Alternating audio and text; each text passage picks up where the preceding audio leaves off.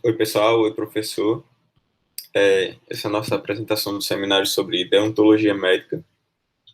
E o grupo é composto por Alisson José, Davi, Gilson, que sou eu, Gustavo Cabral, José Virgílio, Lucas Fernandes, Rafael Tavares e Ravi Lopes. Eu vou dar início falando sobre fundamentos da deontologia médica como uma introdução no assunto para que os colegas possam aprofundar em outros tópicos. Fundamentos da deontologia médica, Gilson Gabriel. Então, a deontologia médica é um conjunto de deveres e obrigações que tem por princípio conduzir o médico dentro de uma orientação moral e jurídica, tentando explicar de uma forma o comportamento que ele deve seguir na sua prática médica, utilizando-se da ética e da lei para elaborar esse conjunto de comportamentos.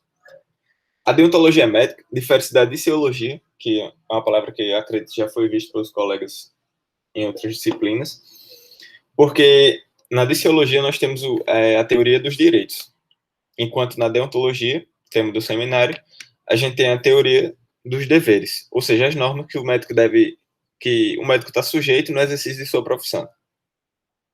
O Código de Ética Médica dos Conselhos de Medicina do Brasil foi elaborado pelo Conselho Federal nos termos do artigo 30, em 30 de setembro de 1957, e foi regulamentado em 19 de julho de 1959 e foi republicado sua última versão em 13 de outubro de 2009. Esse código de ética tem a importância de conferir, combater, reprimir, prevenir infrações por parte dos médicos para com a população, sendo ele o conjunto de regras que reverenciam o comportamento ético e moral dos médicos dos médicos profissionais de medicina. Uma base para a formação da deontologia médica é o pensamento hipocrático, por isso que a gente decidiu definir como um dos temas a ser abordado. O conjunto de ideias que representa esse pensamento hipocrático foi elaborado pelo Corpus Hipocrático, que é como se fosse uma reunião de pessoas que conviveram, que estudaram com Hipócrates, na escola de Alexandria, no século II, que seria responsável por trazer para a eternidade a doutrina propagada, assim, digamos, por Hipócrates.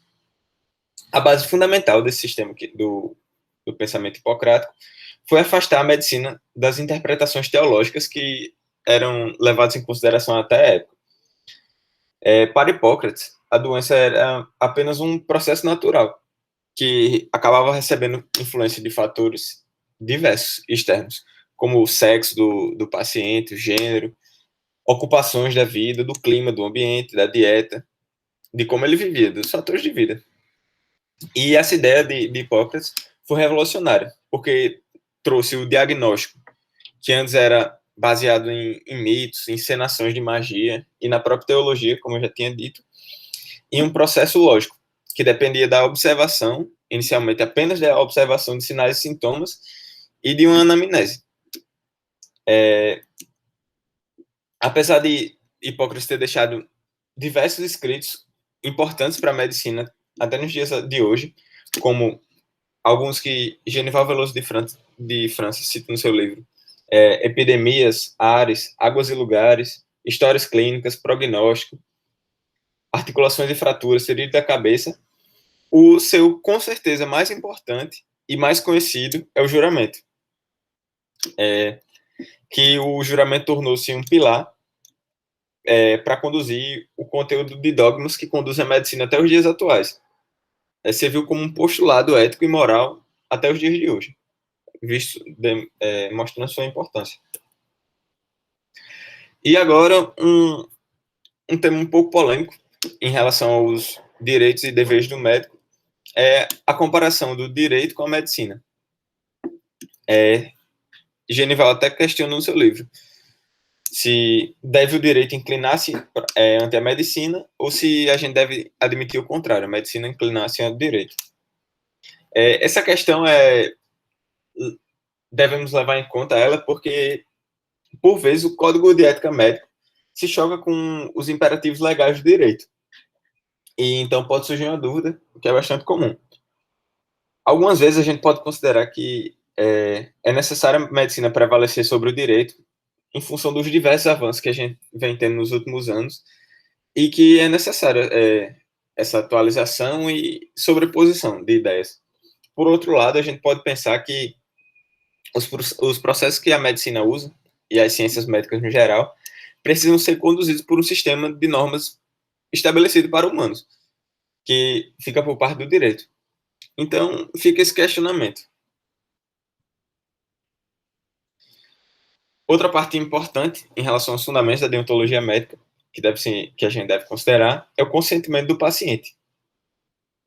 Com o avanço da elaboração dos direitos humanos, o ato médico alcança o seu objetivo com a aquisição do consentimento livre e esclarecido do paciente ou de seus responsáveis legais, porque para atender o princípio da autonomia ou barra da liberdade, princípio da autonomia e liberdade, em que todo indivíduo tem por consagrado o direito de ser autor do seu próprio destino e de optar pelo rumo que quer dar à vida.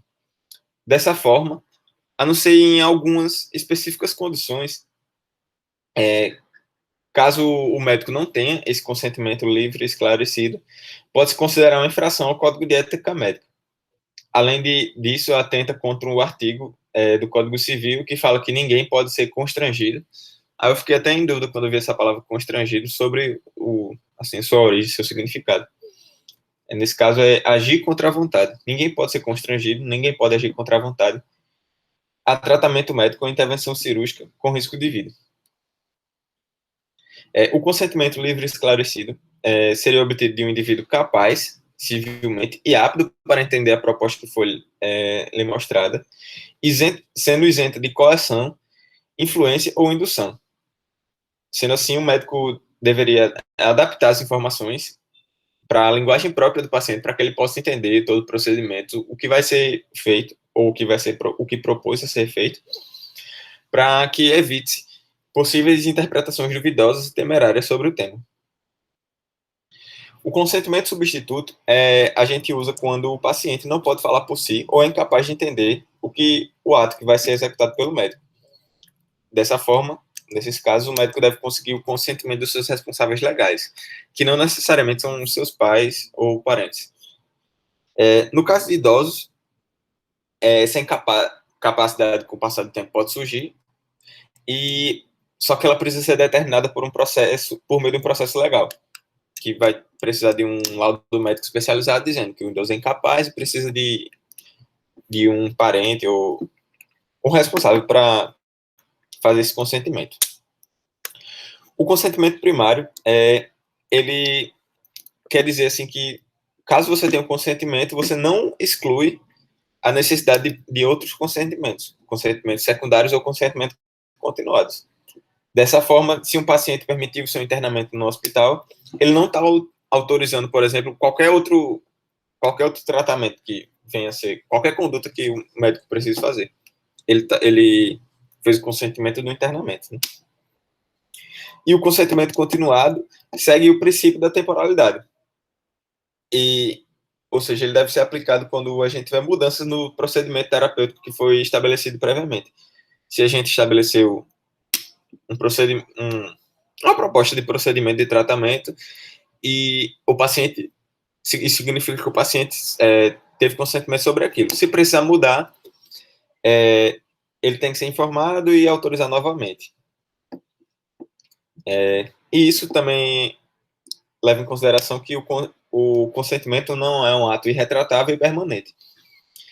Porque, além do princípio da temporalidade, temos o princípio da revogabilidade, que o paciente pode revogar a permissão que foi concedida a qualquer momento, sem que haja infração ética ou legal por essa, digamos, desistência do procedimento ou mudança. E seguindo ainda o princípio da beneficência, quando o paciente nega a autorização de uma necessidade de ato médico salvador, em caso de risco de morte iminente, ou um tratamento dispensável inadiado, o médico pode realizar aquilo que considera ser melhor para o paciente, sem o seu consentimento na hora. Por outro lado, quando o paciente autorizar determinado ato médico e profissional, que o médico pode recusar, quando esse ato com o objetivo que o ato não cause danos ou prejuízos desnecessários ao paciente. Esse é o princípio da não maleficência. Agora sobre a velha e a nova ética. Como já falamos da ética e dos conceitos trazidos por Hipócrates, agora vamos avançar um pouco no tempo para ver um pouco sobre a ética nos tempos mais, digamos, recentes.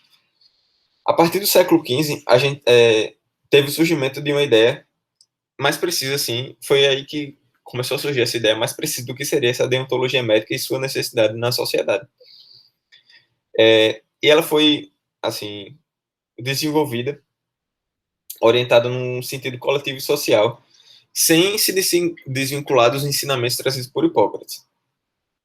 Mas aí foi só no século XX, a partir do século XX, que esse sistema ético, que foi se desenvolvendo ao longo dos séculos, veio entrar em crise, principalmente quando as demandas da justiça contra os médicos e hospitais e instituições médicas se intensificaram. E seria necessário o desenvolvimento de uma nova ética médica. A ética médica de hoje presume-se a partir da metade do século XX, quando a profissão começou a perder seus vínculos com a ética clássica e o paternalismo, onde o médico era, digamos, considerado superior.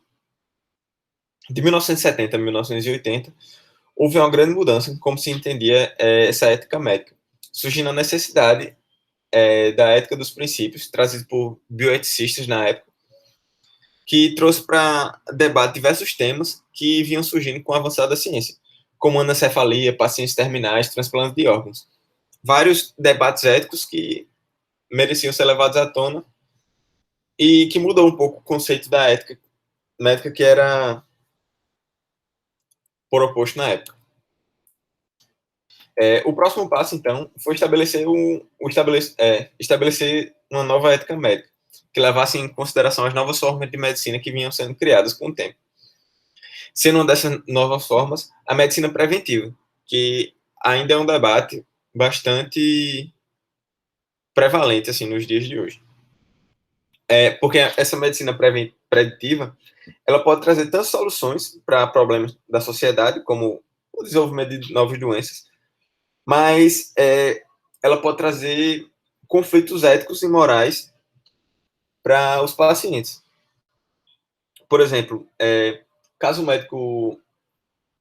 essa medicina preditiva veja que um paciente vai ter um problema futuro determinado por um código genético dele, esse paciente simplesmente pode ser excluído da sociedade de trabalho porque ele tem esse diagnóstico.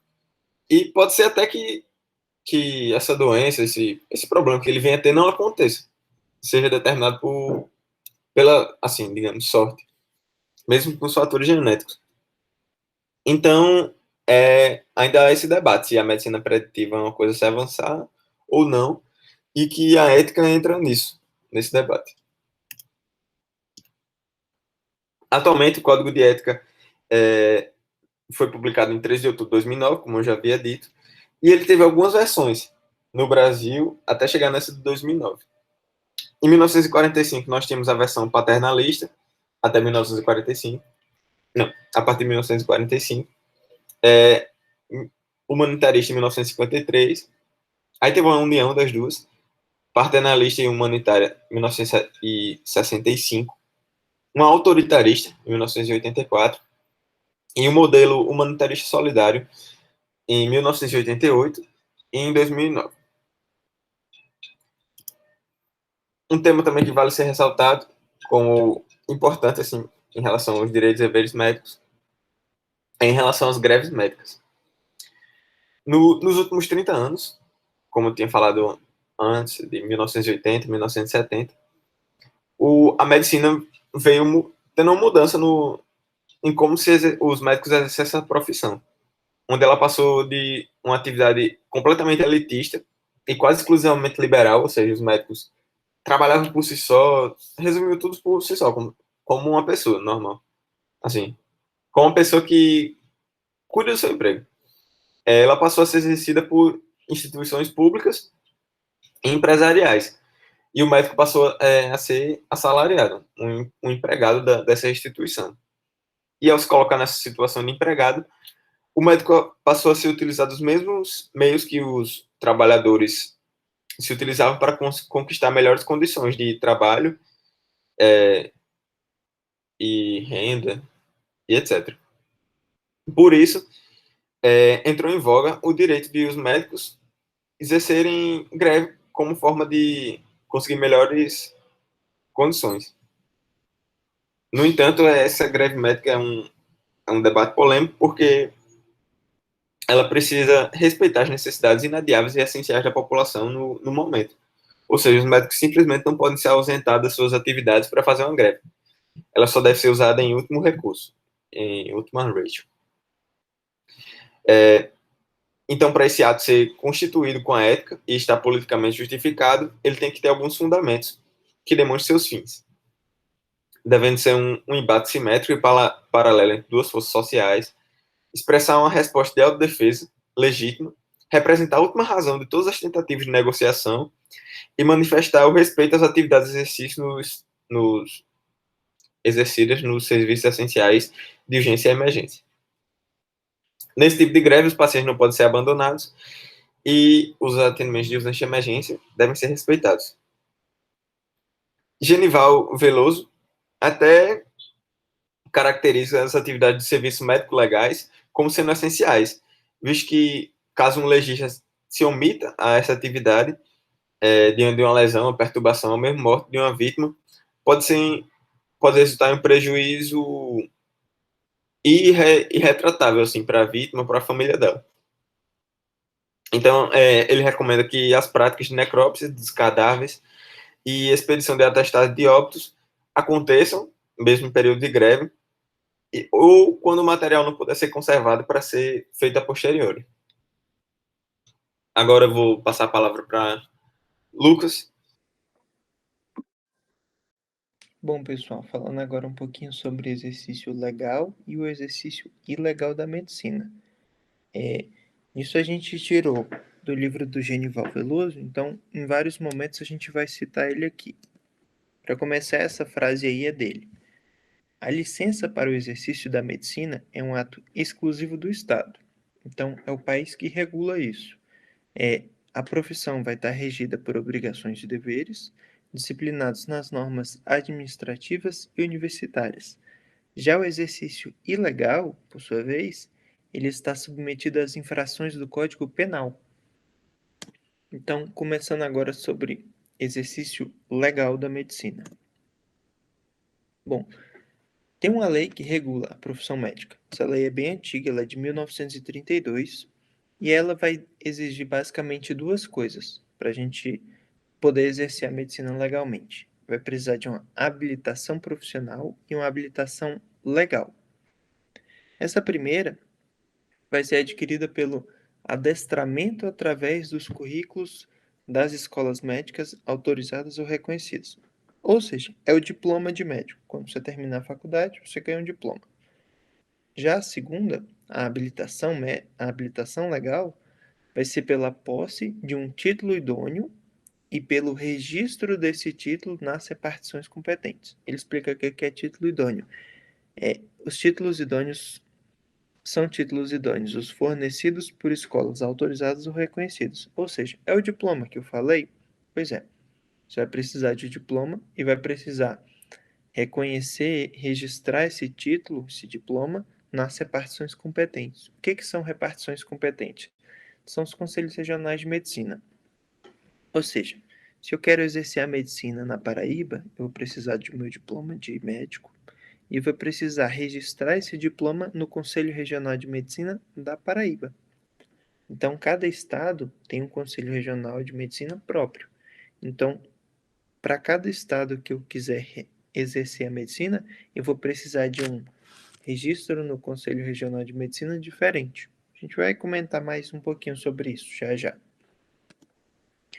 É interessante também que o Genival aborda no livro dele como é que fica a regulamentação para o médico deficiente, né? Resumindo, é assim, a universidade pode colocar uma restrição ou não no seu diploma. Se a universidade não colocar uma restrição, o Conselho Regional de Medicina vai seguir isso e também não vai colocar restrição para o profissional exercer a profissão, exercer a medicina. Se a universidade colocar restrições, então o Conselho Regional de Medicina vai seguir a mesma linha e também vai colocar as mesmas limitações na carteira de médico. Porque assim, quem vai capacitar o indivíduo vai ser a universidade. O Conselho Regional de Medicina, ele só vai é, ele só vai registrar isso legalmente. Então, se a universidade declarou que a pessoa tem restrição, tem. Se declarou que não tem, não vai ter na carteira dele. É isso. Bem simples. Falando um pouquinho agora sobre o Conselho Federal de Medicina e o Conselho Regional de Medicina. Bom, a gente vai falar agora sobre algumas das funções que esses conselhos têm. Bom, primeiro, eles deliberam sobre inscrições de médicos legalmente habilitados, eles mantêm um registro dos profissionais da região, eles vão fiscalizar o exercício médico e a ética profissional disso, impondo até penalidades cabíveis, se necessárias. Eles vão proteger e amparar o perfeito desempenho técnico e moral da medicina, vão publicar relatórios anuais dos trabalhos e a relação dos profissionais registrados, porque a população consegue ver se aquele profissional está registrado, e eles vão representar a classe médica, né? Então, eles vão cuidar da melhoria de condições de trabalho médico e defender o aprimoramento do ensino da medicina, lutando por uma melhor instrução técnica do profissional médico. Como eu falei, se o profissional, para exercer a medicina, você precisa do diploma e do CRM daquele estado. Tá, mas e se eu tenho um CRM, por exemplo, da Paraíba, e eu preciso viajar para Brasília e eu quero exercer a medicina lá? Bom, se você for viajar e exercer essa medicina temporariamente por até 90 dias por ano, o CRM da região pode te conceder uma concessão de visto provisório por esses 90 dias, e aí você vai exercer a medicina lá normalmente com esse CRM provisório. Se você precisar se mudar mesmo para, sou da Paraíba e eu preciso me mudar para Brasília, aí você vai precisar transferir o seu CRM para lá, ou você pode ter o CRM de dois lugares. Na verdade, você pode ter o seu CRM de todos os estados ao mesmo tempo. O único problema é que você aí vai ter que pagar a mensalidade, a anuidade de todos esses estados ao mesmo tempo. Então, se eu quero exercer a medicina na Paraíba, eu tenho o CRM da Paraíba.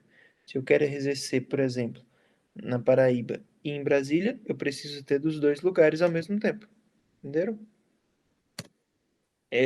Falando um pouquinho agora sobre o ato médico, né? O que é o ato médico? Genival Veloso vai falar que o ato médico específico é o conjunto de práticas e de ensinamentos exercidos apenas por indivíduos devidamente habilitados como médicos. Ou seja, o que é o ato médico? Atividades exclusivas do médico. Inclusive, tem uma lei que é até recente, de 2013, que ela vai explicar exatamente o que é o ato médico e ela vai definir o que são atividades exclusivas do médico e quais são as suas responsabilidades também. Essa é a lei do ato médico. Falando agora sobre o exercício ilegal da medicina. Bom, o exercício ilegal, ou ilícito, vai estar descrito no artigo 282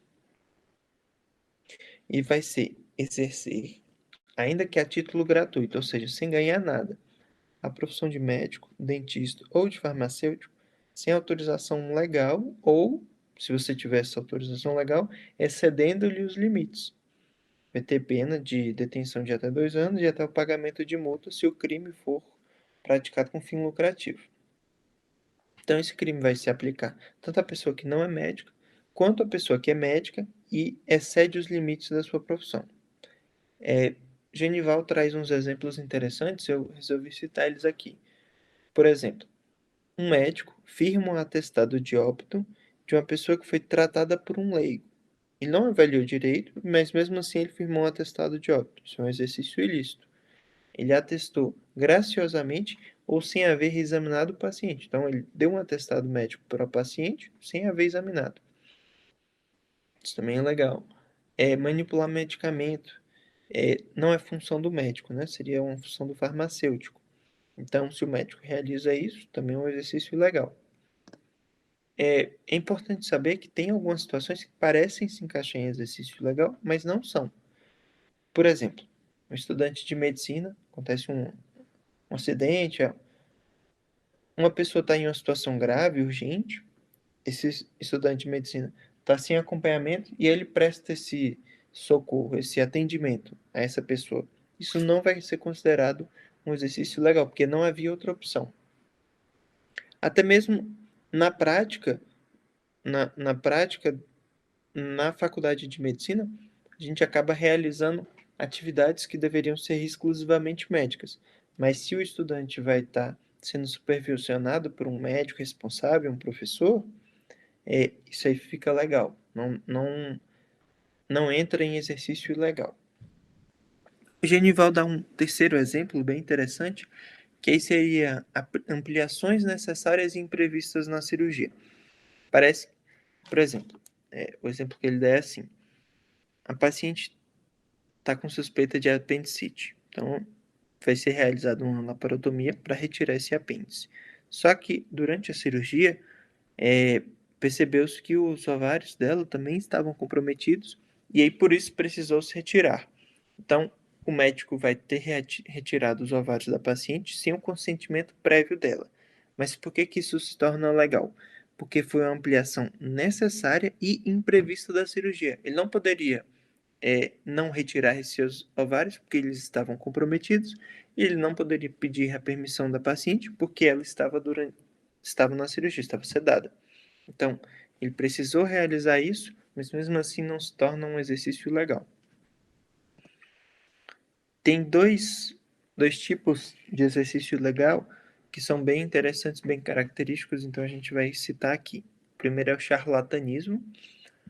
Segundo o próprio Genival, vai ser exclusivamente dos médicos, mas eu andei pesquisando e eu vi que um doutrinador bem famoso do direito penal, o Guilherme Nutt, ele considera dentistas e farmacêuticos também enquadrados em charlatanismo. Então, o que vai ser? Charlatanismo é a vontade consciente e livre de anunciar e inculcar meios de tratamento, curas infalíveis e de maneira secreta.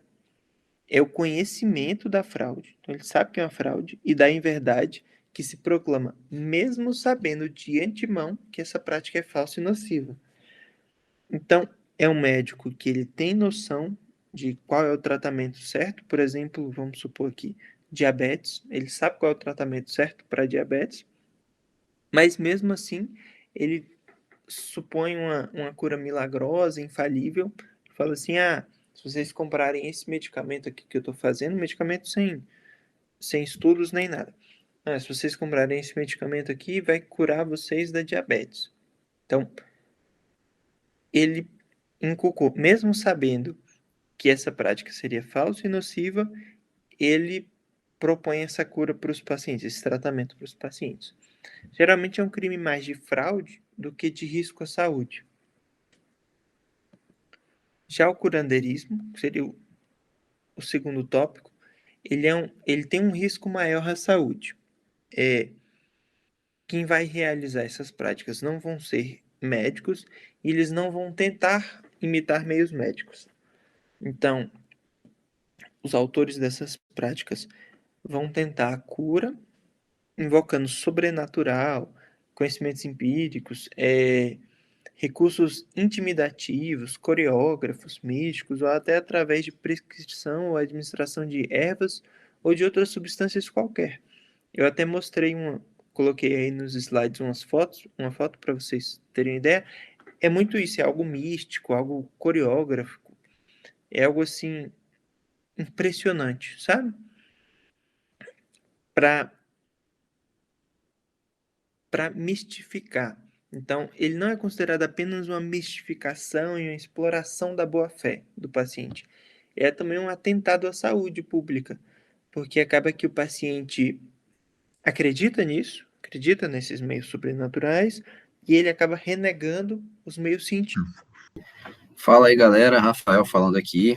A gente vai entrar agora na parte de segredo médico, certo? Para quem já pagou a optativa de aspectos jurídicos lá no primeiro, segundo período, já deve ter uma ideia já do que a gente vai falar aqui agora, tá certo? Mas, de qualquer forma, a gente vai dar uma revisada aí sobre esse assunto.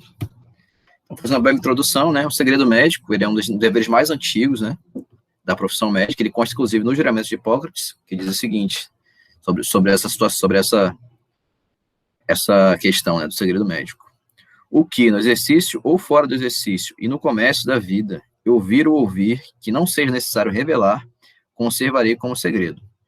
E aí, ao longo das histórias, né, ao longo da história, surgiram algumas escolas doutrinárias que tratavam, né, sobre essa situação do segredo médico, né. E aí, a gente vai ver que a nossa legislação atual é baseada em uma escola específica, né, uma escola doutrinária específica sobre essa questão. Então, sobre as escolas doutrinárias, a gente tem a escola absolutista, defende que o segredo médico seria algo absoluto, né, que não deveria ser quebrado de forma alguma, né, hipótese nenhuma, independente da situação, o segredo médico deveria ser mantido. Existe também a escola abolicionista, que já diz o contrário, né, que é totalmente contrário, que diz que não existe segredo médico, certo? Não existe essa situação, e que, portanto, o segredo médico deve ser abolido, e não existe essa obrigação do médico de guardar o segredo sobre as informações do paciente. E existe ali o meio termo, né, que é a escola intermediária, que é a escola na qual a nossa legislação ela é baseada, que defende que o segredo médico ele é relativo, né, que em regra deve ser mantido, né, deve ser preservado, mas que dependendo da situação, em determinados casos ou situações, ele pode ser quebrado, tá certo? E aí a gente vai ver exatamente, né, quando o segredo médico ele é quebrado, quando o segredo médico não é quebrado, a gente vai ver essas situações. E agora a gente vai ver um pouquinho sobre a regulamentação do segredo médico hoje, né, no Brasil.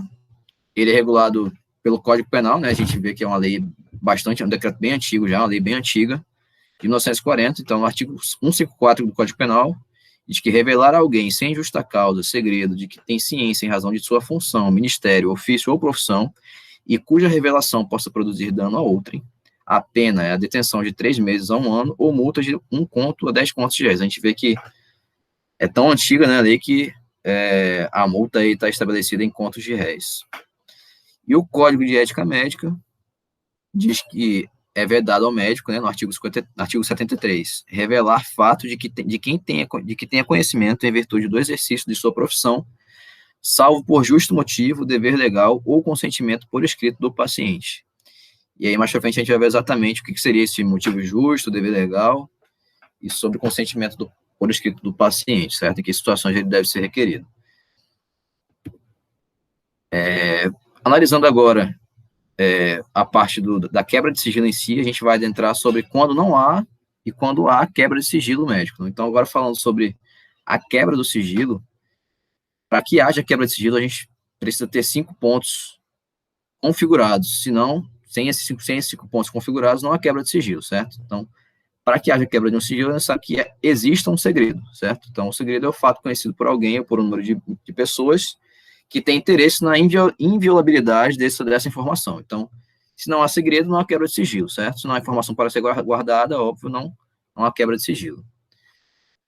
Para que haja quebra de sigilo, o profissional ele tem que conhecer aquela informação, aquele segredo, em função da sua profissão, certo? Então, o médico tomará conhecimento do segredo em razão de sua profissão, ou seja, durante a prática de um ato médico. Então, só é segredo médico aquela informação que o médico obteve durante a realização de um ato médico, durante a prática de um ato médico. Só a quebra de sigilo se houver ausência de motivos relevantes, né, que é a justa causa. A gente vai entrar mais à frente sobre o que seria essa justa causa. Então, só há quebra de sigilo se não houver motivos relevantes para a quebra daquele segredo médico, certo? Só há também quebra de sigilo se houver possibilidade de dano. Então, esse é um ponto bem subjetivo, né, bem amplo, porque é complicado se delimitar se haverá ou não dano, né, a possibilidade de dano àquele paciente por conta da violabilidade daquela informação. E o médico tem que fazer essa quebra de sigilo intencionalmente, certo? Sabidamente. Então, tem que ter a presença de dolo. Então, quando há culpa, quando é configurado culpa, não existe a quebra de sigilo. Só há quebra de sigilo se houver presença de dolo. E aí, voltando ao Código de Ética Médica, né, a gente tem as situações em que não há quebra de sigilo médico, que é exatamente o que diz o artigo 73 do Código de Ética Médica, que diz que é vedado ao médico, salvo por motivo justo, dever legal ou consentimento por escrito do paciente, certo? Então, nesses 3 casos, motivo justo, dever legal ou consentimento por escrito do paciente, não há quebra de sigilo médico, tá certo? Adentrando na parte da justa causa, né, que a gente viu agora no Código de Ética Médica, no artigo 73. A justa causa, ela é o estado de necessidade, né? Então, quem pratica o fato para salvar de perigo atual e não provocou por sua vontade, nem podia de outro modo evitar, direito próprio ou alheio, cujo sacrifício nas circunstâncias não era razoável exigir-se. Então, é basicamente uma legítima defesa, né? Quem pratica o ato está praticando para defender, se defender ou defender alguém de injusta acusação. Então, nesses casos, né, não há quebra de sigilo, não configura quebra de sigilo se essa quebra for por justa causa. Cumprimento do dever legal é tudo aquilo que o médico é obrigado a fazer que esteja escrito, né, em lei, a obediência em alguma lei. Então, está previsto em alguma regulamentação que ele deve informar algum órgão sobre aquela situação, e aí isso não incorre em quebra de sigilo. E também quando há autorização do paciente, né? Se o paciente autorizar por escrito a divulgação daquela informação, não há a configuração da quebra de sigilo. E aí a gente vai adentrar exatamente em alguns deveres legais aqui agora, né? Em que o médico deve manter o sigilo ou não, né? Quebrar o sigilo. E no Código de Processo Penal, no artigo 207, diz que são proibidas de depor as pessoas que, em razão de função, ministério, ofício ou profissão, devam guardar segredo, salvo se desobrigadas pela parte interessada, quiserem dar o seu testemunho. Então, entra aí a parte do consentimento do paciente, que dá um amparo, né, para o Código de Ética Médica, quando diz que o paciente pode autorizar, né, o médico, por exemplo, a quebrar o sigilo. Então, em caso de um processo, por exemplo, em juízo, o médico ele é proibido de depor, né, sobre informações que ele tenha conhecimento por conta da sua profissão.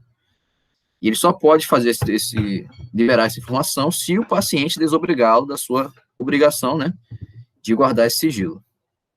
Também no Código Penal, no artigo 269, diz que deixar o médico de denunciar à autoridade pública doença cuja notificação é compulsória está sujeito a uma pena de detenção de 6 meses a 2 anos e multa. Então, nesse caso aí, configuraria um dever legal. Então, o dever legal do médico denunciar à autoridade pública competente, né, a doença cuja notificação é compulsória. E isso não há quebra de sigilo nessa situação. A lei das contravenções penais, artigo 66, diz que deixar de comunicar à autoridade competente, 2, crime de ação pública de que teve conhecimento no exercício da medicina ou de outra profissão sanitária, desde que a ação penal não dependa da representação e comunicação, e a comunicação não expõe o cliente a procedimento criminal. Ou seja, o médico tem o dever de denunciar, certo, um crime de ação pública, desde que essa denúncia não obrigue a depor, certo, e nem quando o seu próprio cliente, né, o paciente, seja o autor daquele procedimento criminal, daquele crime. Então, se o seu paciente cometeu o crime, se ele é o infrator, você não pode denunciá-lo, certo? O segredo médico tem que ser mantido. Mas caso haja o crime, que você tenha conhecimento ali, através do seu paciente, que ele não é o autor.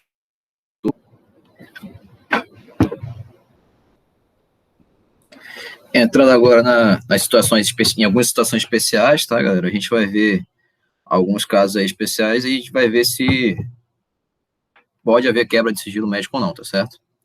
Então, por exemplo, em causa própria, quando o médico vai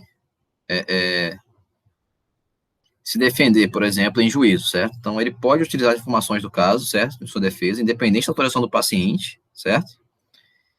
Sendo que, nesses casos, ele tem que fazer o requerimento para que o processo passe a tramitar em segredo de justiça. Então, por exemplo, caso o paciente esteja acusando o médico de alguma coisa, o médico esteja respondendo a isso, ele não é obrigado a manter o sigilo médico, certo? A manter o segredo médico, para se defender, desde que ele requeira que o processo passe a tramitar em segredo de justiça. Os casos dos estudantes de medicina, por exemplo, é quebra de sigilo, como o professor vem para a gente e transmite as informações do paciente? Nesses casos, não, né? Há um lato sensu, né? Que, como integrante da equipe, os estudantes de medicina têm o mesmo dever de sigilo e não há quebra de sigilo quando o professor, o médico, passa essas informações para a gente, divulga essas informações do paciente para a gente, certo? A revelação ao próprio paciente. Claro que não se trata de uma quebra de sigilo, né? Informações sobre o próprio paciente, né? Sobre o seu estado de saúde, isso não constitui quebra de sigilo. Por exemplo, as esposas dos médicos. O médico pode chegar em casa e contar os casos, contar sobre os seus casos dos seus pacientes. Então, independente do nível de relacionamento, de confiança, nível de parentesco, o médico ele tem que manter o segredo médico para todo mundo que não tenha o mesmo dever de sigilo que ele, certo? Após a morte, como é que ficam as informações do paciente? Então, salvo o justo motivo, né, que a gente já viu, o segredo ele permanece preservado, mesmo após a morte do paciente, tá certo? Requisição de prontuários. O prontuário a gente já viu, né, que ele pertence ao paciente, o médico tem apenas o dever de guarda. Então, o médico só pode fornecer aquelas informações, liberar a cópia do prontuário ao próprio paciente ou ao seu responsável legal. Nos casos de perícia médica, por exemplo, seria quebra de sigilo quando o médico divulga as informações para os interessados, né? Para as partes interessadas sobre aquela perícia médica? Não, né? Porque é um dever legal do médico. E aí, as juntas médicas oficiais, elas têm de fornecer os dados das perícias médicas realizadas aos órgãos competentes, certo? Isso não incorre em quebra de sigilo. Revelação de crime, eu já falei anteriormente, né? O médico deve informar a autoridade competente os crimes de ação pública quando o seu paciente ele não for o culpado, né? Quando ele não for denunciado ali, naquela situação. E se tratando, então, de qualquer outro crime que não seja o seu paciente, que tenha sido o autor, né? Que não seja imputado de culpa ali, naquela situação, você tem a obrigação de informar a autoridade competente. Informação à autoridade sanitária, a gente já viu, né? Que é um dever legal e não há quebra de sigilo nessa situação. Sigilo informática médica, por exemplo, um profissional de TI que tem acesso às informações dos pacientes no hospital que tem um prontuário eletrônico, por exemplo. Então, nesse caso, todos os envolvidos no manuseio das informações têm o dever de sigilo, certo? E as instituições devem controlar e fiscalizar este acesso. Boletim médico e imprensa. Por exemplo, quando um famoso está internado, um político está internado, uma figura pública está internada, né? O médico deve sim prestigiar a informação à imprensa, certo? As pessoas têm o direito de ter informações a respeito disso, mas essa informação que deve ser passada à imprensa tem que ser de forma sucinta, certo? Sóbria e objetiva. Então, ele não pode revelar muitos detalhes a respeito daquele paciente, não. Por exemplo, quando o médico vai cobrar judicialmente os seus honorários, certo? Ele pode, né? Ele deve promover a cobrança, sim, dos seus honorários, mas para isso ele não pode revelar os detalhes do diagnóstico e particularidades do paciente nesse processo, certo? A não ser, naquele caso de causa própria, como eu falei, né? Quando o paciente está ali acusando o médico de alguma situação, e o médico, para se defender, ele precisa quebrar o sigilo, desde que seja em segredo de justiça. Segredo compartido, quando mais de uma pessoa detém aquele segredo, né? Por exemplo, com um casal que está em tratamento de fertilidade, por exemplo, e que ambos estão participando de tratamento com o mesmo médico. Nesses casos, havendo mais de um interessado sobre aquela informação, só pode haver quebra de sigilo com autorização de todos os envolvidos. Então, por exemplo, nesse caso do marido e da mulher, né, em tratamento de fertilidade, se apenas um dos dois autorizar, o médico não pode quebrar sigilo, somente se houver autorização dos dois, certo? E no atestado médico, não pode haver conteúdo diagnóstico se o paciente não autorizar ou se houver justa causa, não é dever legal para que o médico coloque ali o diagnóstico no atestado médico. Então, por exemplo, para colocar o CID no atestado médico, só pode colocar o CID se o paciente assinar, se o paciente autorizar por escrito a divulgação do CID ali no atestado médico. E para concluir, a gente tem aí, né, que o dever do médico, né, manter o sigilo, né, no âmbito da sua atuação profissional, zelando sempre pela discrição, e que a manutenção do segredo médico será sempre regra, né? Podendo ser quebrado naqueles casos que a gente viu, né, de justa causa, dever legal, ou por autorização escrita do paciente. Tá certo, pessoal? Dando continuidade à nossa temática da deontologia médica, vamos abordar agora a questão dos honorários médicos. E, inicialmente, temos que fazer uma introdução do tema, E o que é que seria honorário? O que é que seriam os honorários médicos? Então, o honorário, nós idealizamos como algo que se recebe por honra e gratidão aos serviços prestados. Por exemplo, um advogado vai prestar um serviço, ele recebe um honorário. Então, na medicina, assim como na advocacia, nós também, futuros médicos, vamos receber honorários. É assim, basicamente, que a gente tem que idealizar a nossa condição financeira de como vamos receber, certo? Não podemos resumir a medicina apenas a um receber salário. Então, a recompensa pelo trabalho médico não é um salário, é um honorário. Por isso, é tão importante entender um pouco mais essa dinâmica de honorário, que varia um pouco, acho que bastante, da dinâmica salarial trabalhista que conhecemos. E, por fim, os honorários, eles encerram um problema moral. Por quê? Porque o médico vai prestar um serviço e ele tem que ser recompensado. Então, ficaria naquele embate quanto pagar, como pagar, e aí que vem o conceito de honorário. O médico ele tem que receber, toda profissão tem que ser digna e tem que receber seu sustento, porque não adianta trabalhar gratuitamente, né? Toda profissão só se torna digna no momento que está se recebendo através do serviço prestado. E aí que entra o honorário para gratificar o médico e resolver essa questão moral. E por isso ele não se configura como um comércio, uma situação de lucro. Vamos discutir mais na frente, mas é bastante diferente da situação salarial trabalhista. Prosseguindo, mercantilismo. Por que se fala tanto em mercantilização da medicina, mercantilismo na medicina? Porque é basicamente pegarmos a ideologia da medicina, que é bastante ampla, bonita, e transformar em um simples comércio. Então, atualmente, né, com a expansão, principalmente no Brasil, das faculdades de medicina, estão surgindo aí um conceito de medicina de desonestidade, fraudulência, onde posso citar aqui um exemplo de médicos gastroenterologistas especialistas que prescrevem endoscopia digestiva alto à torta e à direita, né? Eles não estão nem aí se o paciente tem indicação, se não tem, eles prescrevem porque é uma das formas mais fáceis dele ganhar o receber pelo exame. Então, eles prescrevem, independente do paciente poder fazer, não poder fazer, não estão nem aí para critérios de inclusão e de exclusão, eles simplesmente prescrevem. É um ótimo exemplo aí de uma desonestidade, de uma fraudulência. E aí que vem a ética para harmonizar esse progresso na ciência, que é previsível, né? Todos sabemos que a ciência só tende a progredir, então vão surgir mesmo muitos médicos, muitos trabalhadores da saúde, só que a ética vem aí para harmonizar essa situação. E a questão que fica é como resolver essa mercantilização da medicina. O Genival Veloso França, que é o que usamos aqui como referência, diz que tem pessoas que acham que não tem nem solução, é um caminho natural. Mas ele também diz que há pessoas que defendem que a melhor solução para esse caso seja medidas preventivas, né, através das faculdades de medicina, ensinamentos de ética e todo esse ensinamento querendo abordar o mercado de trabalho, tudo isso ajudaria a formar médicos mais competentes nessa questão do mercantilismo.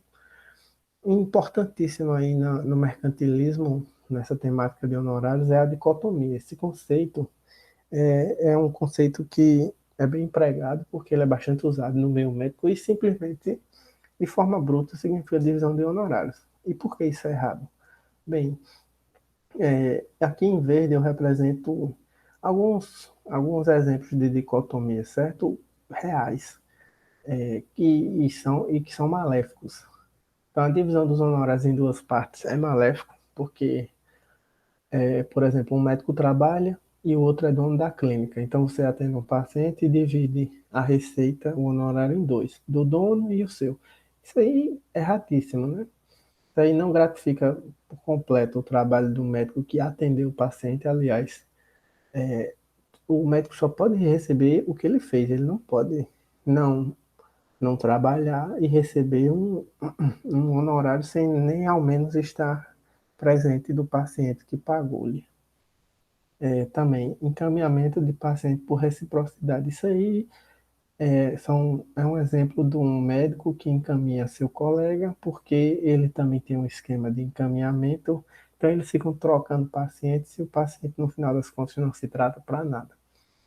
Isso aí também é um exemplo de dicotomia péssimo, né?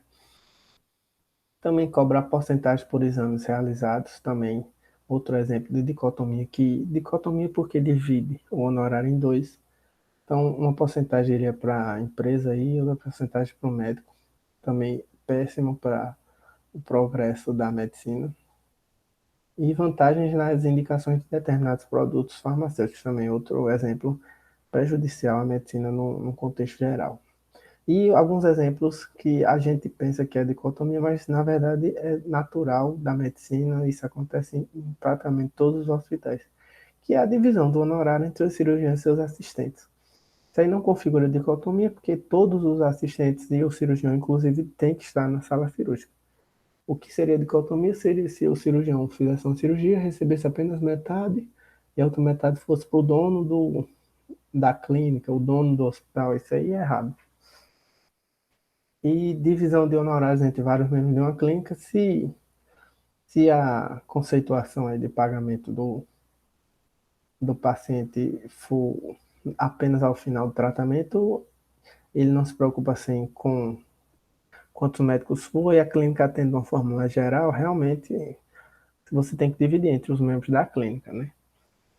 Apesar de, às vezes, alguns médicos não nem sequer conhecer o paciente, mas se for uma clínica mais uniformizada, pode-se dizer que um médico que nem sequer viu o paciente também teve uma parcela de ajuda no tratamento. Se ele for um patologista, alguma coisa do tipo, né? Esses aí são exemplos que não se configuram como dicotomia. E outros exemplos, assim, uma infração, considerando o conceito de dicotomia, é deixar de apresentar separadamente os honorários quando no atendimento ao paciente participarem outros profissionais. Então, você não pode jamais atender alguém com outros profissionais no bloco cirúrgico, no consultório, e não pagar esses profissionais que participaram da consulta, né? Se o conceito de honorário é para honrar o ato médico, quem participou do ato médico deve sim receber um, um honorário também, parte dele. Outra infração também seria exploração do serviço médico por uma instituição, algum hospital, com finalidade lucrativa ou que colegas de maior ascendência venham a se beneficiar com o trabalho de outros de menor projeção. Isso acontece, deve acontecer bastante, né? Em que tem um médico mais famoso que vai contratar um médico menos famoso, e aí o médico menos famoso vai atender, vai trabalhar, mas divide o honorário com o mais famoso, que nem sequer conhece o paciente, nem sequer participa do ato médico em si. Isso aí também é outro exemplo de infração. E quais seriam os critérios, então, para avaliação dos honorários? Como calcular mais ou menos quanto cobrar de cada paciente? A gente sabe que deve-se estipular os honorários após o tratamento. Isso é o preconizado, sabe? Pela classe médica e pelos trabalhadores da saúde. E a gente também tem que considerar a condição econômica, obviamente, do paciente. O renome do médico também influencia, isso é óbvio, não é padronizado a questão dos honorários. O valor do trabalho também, por exemplo, algumas cirurgias são mais, apesar da cirurgia ser a mesma, algumas são mais difíceis e outras são mais fáceis. Então você pode ter uma cirurgia de apendicite em que houve complicação, então, obviamente, o médico que realizou vai precisar receber um pouco mais, né, do que o médico que só foi lá, fez meia hora de cirurgia e deu tudo certo. O local, a hora do trabalho, isso é óbvio, né? Se você conseguir trabalhar à distância, por exemplo, muitos pediatras, eles oferecem a consulta domiciliar. Isso aí vai influenciar no horário, vai aumentá-lo, né, obviamente. E o êxito, né? O êxito é uma questão meio delicada, principalmente com a ascensão aí das áreas da oncologia, onde os pacientes tendem a vir a óbito independentemente do tratamento, mas também pode ser considerada como algumas áreas da estética, dermatologia, cirurgia plástica, que vão influenciar, sim, no honorário médico recebido. Alguns aspectos legais aqui para a gente finalizar essa discussão, que eu achei interessante trazer, que eu acho que seja benéfico todo médico saber, é que serviços médicos não seguem uma subordinação trabalhista, como eu acabei de falar. Lá no primeiro slide, não podemos julgar os serviços médicos, os atos médicos, através de legislações trabalhistas, certo? É outra coisa.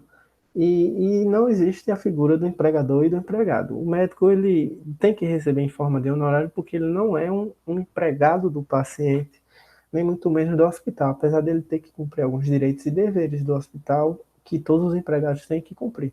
Porém, o ato médico em si não gera esse vínculo empregatício. O ato médico em si gera a questão dos honorários. Assim como na advocacia, o advogado recebe um honorário, o médico também deve receber o honorário. E por questão de honra, e não por questão de vínculo trabalhista, comercial, mercantilista, como estamos vendo aí atualmente. E outra coisa que todo médico tem que ficar atento é que o devedor, aquele que não pagou o honorário, fica liberado após 5 anos. Então, o médico que não cobrá-lo de forma adequada, nos parâmetros legais da lei, em até 5 anos, perde esse direito. Então, gente, fiquei encarregado sobre falar a respeito da responsabilidade médica, né? E vamos começar sobre os aspectos atuais, tá? Eu uso esse trecho, né, do Genival Veloso para definir o termo responsabilidade médica. Acredito que ninguém melhor que ele para fazer isso, né? Então, a responsabilidade médica, ela nada mais é que uma obrigação de ordem civil, né, penal ou administrativa, e qual estão sujeitos os médicos no exercício profissional quando de um resultado, lesivo ao paciente, por 3 tipos de erro médico que a gente vai discutir mais lá na frente, que é a imprudência, imperícia e negligência, tá? Ela se fundamenta no princípio da culpa, ou seja, você tem um agente que dá causa a um dano sem um devido cuidado, que esse cuidado é obrigado que aquele profissional tenha, né? E quanto maior a previsibilidade, né, do resultado danoso, maior vai ser o grau de culpa, né? E uma coisa importante, os aspectos morais da conduta médica, né, elas mudam de acordo com o cotidiano, né? E a sua responsabilidade vai depender das características dos indivíduos e da sociedade que aquele momento a permeia, né? Então, vamos dizer assim, algo que antes era considerado como um ato que não era legalizado, vamos dizer assim, bem entre aspas, da atuação médica, acaba que ela se torna um dever hoje, vamos dizer assim, né? Um dever da conduta médica, né? E Genival Veloso destaca uma coisa importante, né? Que quem acompanha um pouco de jornal, de notícias, com certeza vai concordar com isso aí, que no momento atual não há outra profissão mais visada que a medicina. Constantemente, se a gente liga a televisão, se a gente olha os jornais, a gente está diante de médicos cometendo imprudência, perícia, negligência, e isso sendo levado à frente nos aspectos jurídicos, né? E o que acontece? Os erros presumidos, né, eles acabam sendo as acusações mais frequentes, tá? E uma coisa que vem chamando bastante atenção é que atualmente estão preferindo profissionais que tenham um completo lastro científico, né, que justificando, não que um seja excludente do outro, né, vamos deixar isso bem claro, mas que nada serve ao paciente, a compaixão, o afeto, a ética, se aquele médico ele não tem o conhecimento. como eu estou falando, um não é excludente do outro, as duas se complementam. Mas o que tem se observado se fosse preferir entre o profissional que tem uma ou outra habilidade, vem se atendo um profissional que seja uma máquina de conhecimento, vamos dizer assim, né? E alguns dados nos mostram que os Estados Unidos representa o maior país, o país com o maior número de demandas contra os médicos em tribunais. Né? 1 em cada 7 médicos já foi citado por responsabilidade médica, e no estado da Califórnia, 1 em cada 4, né? Ou seja, 25% dos médicos já foram a tribunais, né? E não só nos Estados Unidos, mas nos outros países também tem se observado uma tendência crescente, tá? Algumas justificativas podem ser elucidadas, mas nada é muito batido martelo, vamos dizer assim, né? Algumas entidades responsáveis pela saúde do seu país, né, citam a socialização da medicina, acaba que isso leva à despersonalização da relação médico-paciente. Você tem um aumento do número de pacientes, né, e, consequentemente, isso vai demandar uma certa agilidade do atendimento, né, e levando a um enfraquecimento dessa relação médico-paciente. E a gente também tem a especialização médica, no caso, o paciente ele só entra em contato com aquele médico especializado através de um encaminhamento de outro médico, né? E isso acaba que você tem relações médicas-paciente fracionadas, vamos dizer assim, quebradas entre os pacientes, né? Bom, um aspecto que não pode ser esquecido também é essa mudança do relacionamento entre o médico e o paciente. Se você perguntar em alguns dos nossos parentes mais velhos, né, eles vão citar que os médicos era basicamente uma pessoa da família, né? Existia um laço paternal entre as famílias e os chamados médicos de cabeceira, que foi se transformando pouco a pouco em um relacionamento quase impessoal, principalmente nas grandes cidades. Os médicos, eles antigamente eram uma autoridade indiscutível, né?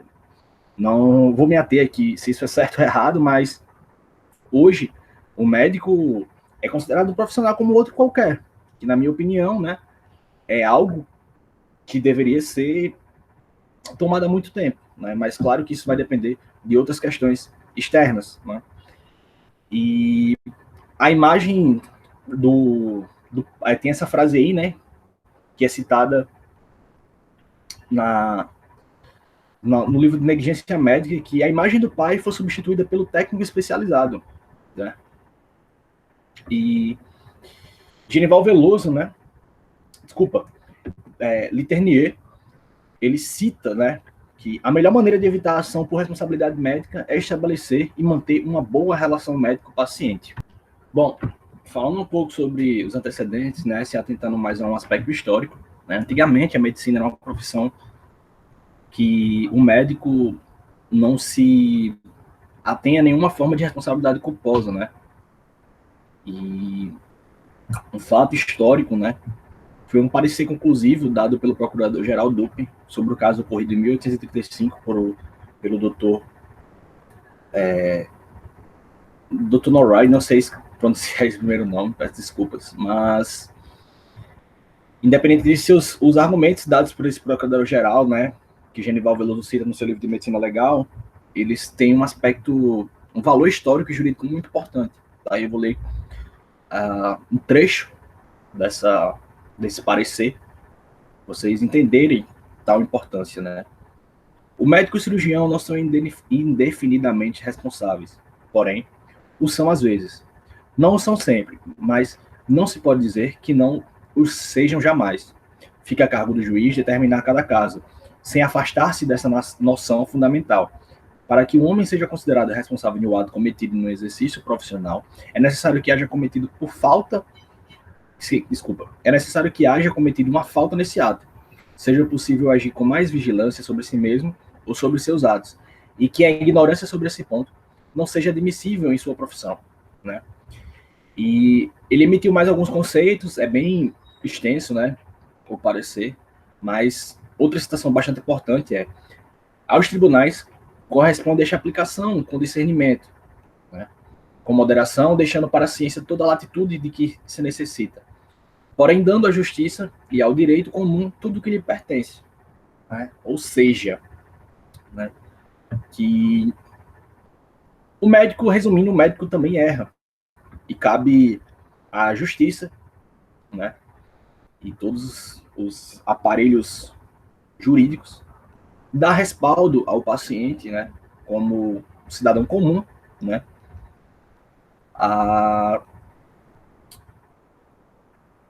o direito, vamos dizer assim, de ressarcimento ao dano causado pelo médico, né. E hoje a responsabilidade médica ela é aceita pelo direito e pela medicina, óbvio, embora haja algumas discordâncias entre uns pontos e outros, mas com o parecer de Dupin, fixou-se uma boa doutrina, né, no que tange essa linha tênue entre o direito e a medicina. Um médico, um profissional, né, ele está sujeito a sanções legais. Na aplicação dessas sanções, os tribunais devem ser prudentes, né, ou seja, devem ser prudentes, devem ser coesos com suas decisões, né? E isso não afeta o prestígio da medicina, nem a reputação dos médicos. Ou seja, é aquilo que eu falei nos slides anteriores. O médico, ele agora passa a ser, como deve ser qualquer profissional, julgado pelos seus atos, né? Bom, alguns conceitos gerais, tá? Alexander definiu a responsabilidade médica como uma obrigação que podem sofrer os médicos em virtude de certas faltas por eles cometidas, tá? No exercício da sua profissão.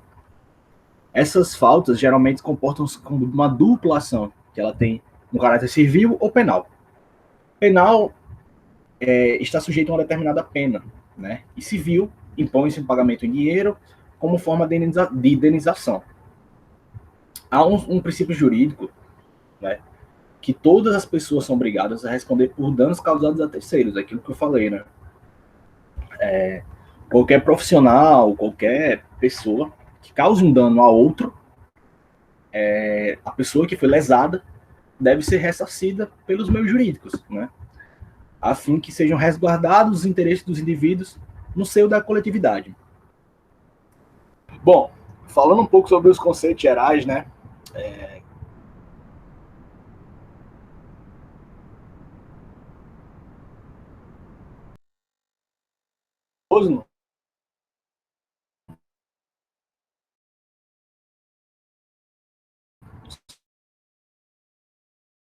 Seu livro de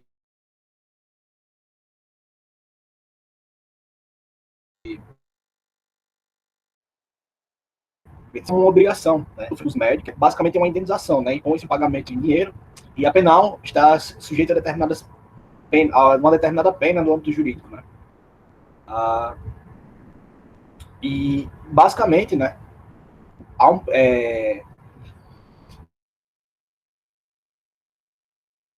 Existe um princípio jurídico segundo o qual todas as pessoas são obrigadas a responder por danos a terceiros, né? E é por isso que o médico ele não é diferente, né? Independente do exercício da sua profissão.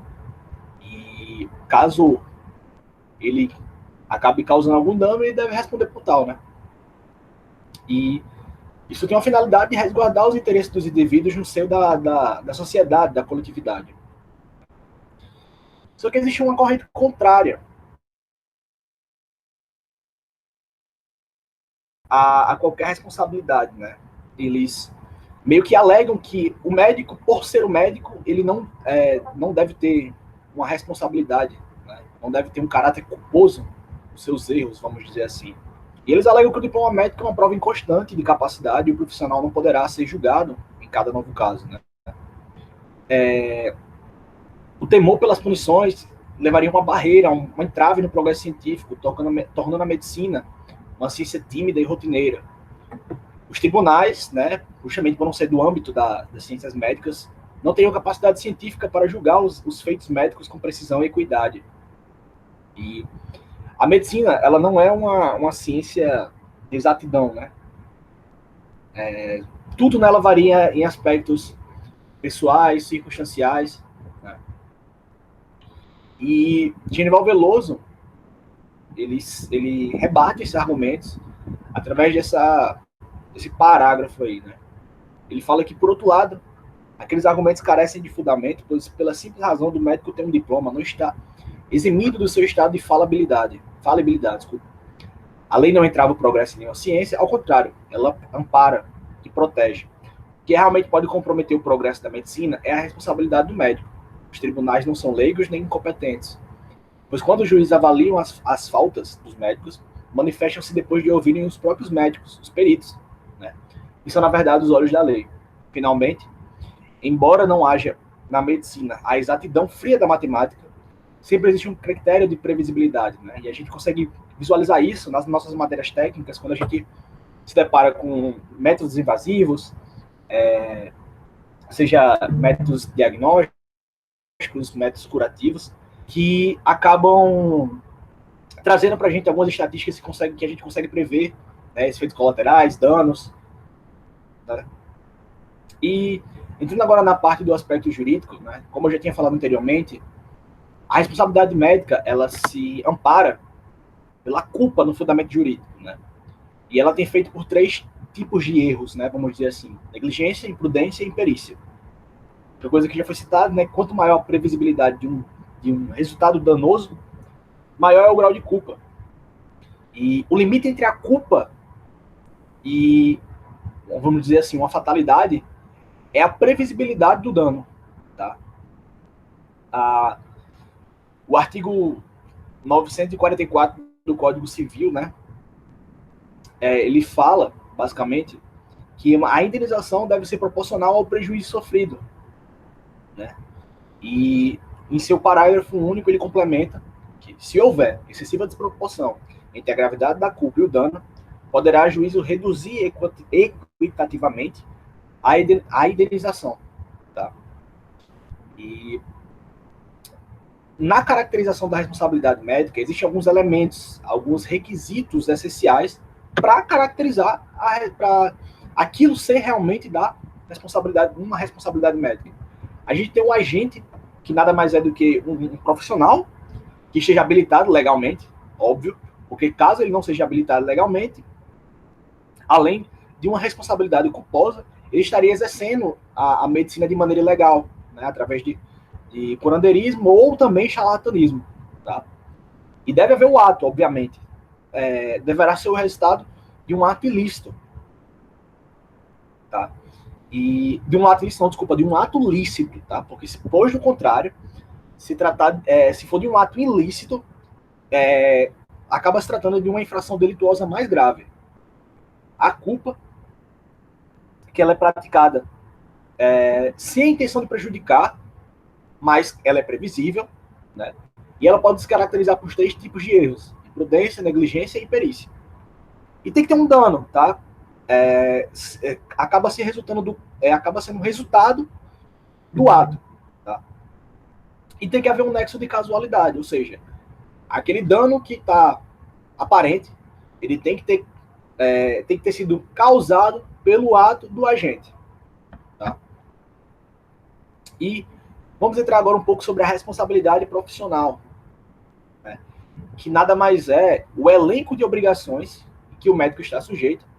Caso ele não cumpra, ele sofre algumas consequências impostas pelas normativas, tá? Impostas, né, normativamente pelos diversos diplomas legais, tá? Genival Veloso, ele cita a seguinte frase: responsabilidade é o conhecimento do que é justo e necessário, não só no sentido moral, mas também dentro de um sistema de obrigações e deveres, diante do que é lícito e devido, tá? E nesse quesito das responsabilidades profissionais, o erro de conduta são as mais comuns, tá?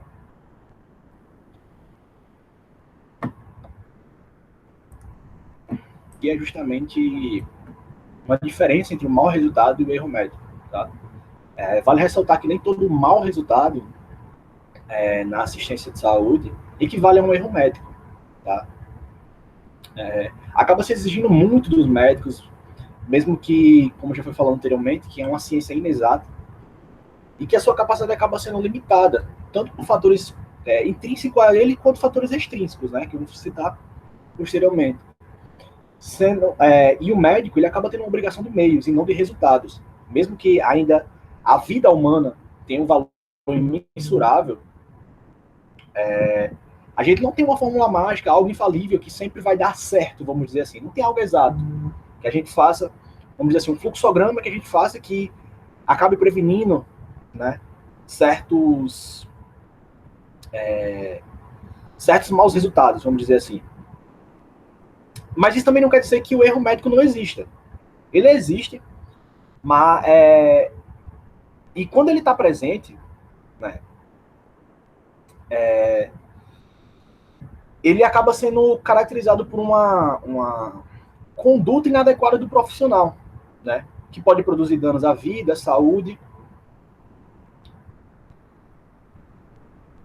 E como eu falei, né, existem também coisas que estão extrínsecas ao médico, né, são das suas limitações. A gente não pode deixar de citar aqui a falta de leitos, né, a falta de capacidade técnica de equipamentos no ambulatório, que acaba dificultando o atendimento dos pacientes, né, a falta de remédios. Um exemplo claro disso é que aqueles casos que a gente vê na televisão de pessoas que acabam morrendo no hospital não são por falta de médicos, não são por falta, não é por falta dos profissionais em si, é mais basicamente por falta disso que eu já tinha falado, né, de leitos, de equipamento, de remédios, né, e é isso. Bom, agora vamos falar um pouco dos deveres de conduta do médico, tá? E para se caracterizar a responsabilidade do profissional médico, não basta apenas a evidência do dano, né, do nexo de causalidade, da responsabilidade médica, mas também tem que existir condutas que, caso o médico tome alguma atitude contrárias a elas, né, o médico pode acabar causando um prejuízo, tá? Que são nada mais do que os deveres. E as regras de conduta, elas são relativas aos seguintes deveres, que é o dever da informação, né? E o dever da informação nada mais fala que tudo deve ser esclarecido da maneira mais clara possível, né? Para que hoje haja uma correta elaboração do ato médico, tá? Aquelas questões de risco e benefício devem ser sempre discutidas, tá? Mas também tem algumas exceções, né? Principalmente na emergência, onde o paciente não tem condições de opinar e quando sua situação exige uma tomada de decisão imediata, tá? Mas fora isso, nos demais casos, sempre tem que ter um consentimento livre e esclarecido do paciente sobre tudo que está sendo feito no ato médico, tá? E algumas coisas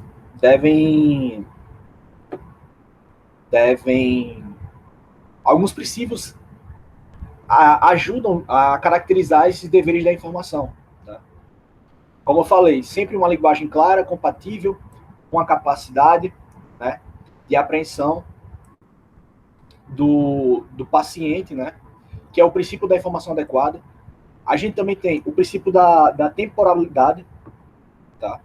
Que nada mais é que, se houver alguma mudança no procedimento da saúde e isso possa ser levado ao paciente, por exemplo, passou de um procedimento para o outro, deve ter um novo consentimento, pois a permissão inicial, ela foi daquele procedimento anterior, ela tinha uma temporalidade, tá?